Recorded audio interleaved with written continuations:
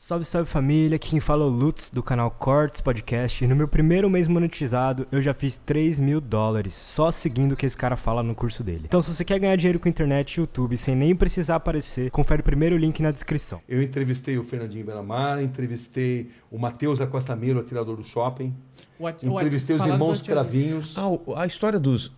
entrevistei os canibais de Garanhuns. Isso que eu ia falar. Essa história é tão bizarra. Deixa eu... É bizarra. Essa história dos canibais eu tava vendo a sua entrevista. Era uma seita, né? Onde ele manipulava Como as chamava a mulheres. seita? Era... Puxa, você sabe Eu que esqueci, mas... Eu também não vou lembrar mas ele agora. manipulava mas era uma as seita que ele mulheres, fazia, né? Pra... Manipulava as mulheres. Ele era um cara muito bom de conversa e as mulheres seguiam fielmente tudo que ele dizia, matavam, esquartejavam e ainda usavam a carne para coxinha. Que absurdo, cara. É um cara muito manipulador, né? Total, eu entrevistei, né? É uma história... Também está no YouTube, quem quiser. Eu vi muito esses dias, É sabendo que você vinha, que eu fui rever essa... Cara, é impressionante. A mulher falando e falando em Deus, aí mostra, né? Tem uns impressos, né? Com a... Pô, eu tava na minha cabeça o nome da seita. É uma seita de adoração ao diabo, né? Basicamente era isso. O nome não lembro exatamente agora, mas Então, na matéria tem.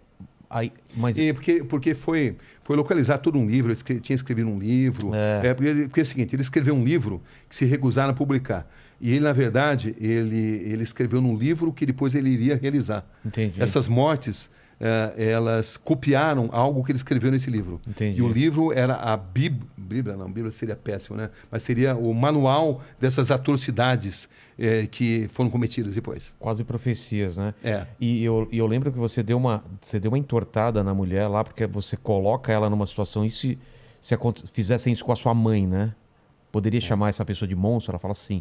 Então, você entende as pessoas achando que vocês são monstros. E eu achei isso porque ela não percebeu que ia para esse lado a pergunta depois, né? E aí ela se dá conta, né? Quando você está nessas entrevistas, é uma guerra mental. Né? Você vê que eu não levo, como você também não, né? Eu não levo anotação. Porque você não pode perder o olho no olho. Exato. Entendeu? Porque o body language, né? A linguagem corporal. As grandes perguntas, elas nascem de respostas incompletas. Onde você, às vezes, muda totalmente... Ou de silêncios, né? Silêncio, pausas. Você muda totalmente o encaminhamento da entrevista mediante algo que foi contado. Mas para isso você precisa estar muito atento. E você não pode perder, você não pode baixar os olhos. Senão você perde o contato com a pessoa. Então, é assim que você consegue extrair, né? Eu lembro, por exemplo, quando entrevistei o Matheus Acosta Melo, o atirador do shopping, né?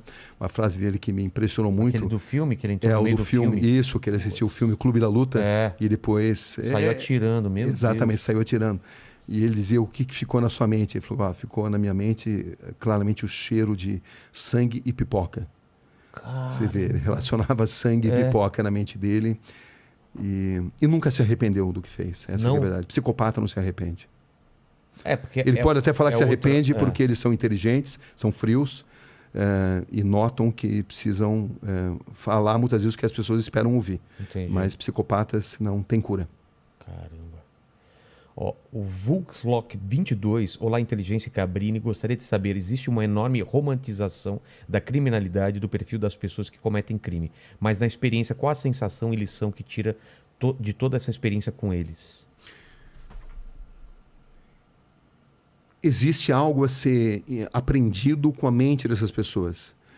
Traumas de infância, ou não. Sempre tem um gatilho ou não? Às vezes sim, às vezes não. Não é exatamente automático. Muitos usam isso como algo para justificar o que fizeram, entendeu? Como um trauma da infância, né?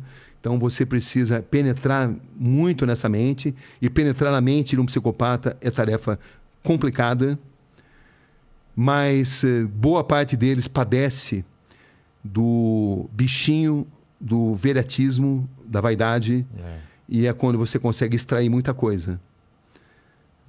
E eles gostam também de submeter a capacidade deles de manipular a sua capacidade de perguntar. Então, eles estão sempre tentando te manipular a perguntar o que eles querem responder. Com certeza, com certeza. É um jogo mental violento, onde você precisa ter o máximo de concentração. Senão você faz exatamente o que eles querem, né? Senão você faz, senão você não surpreende.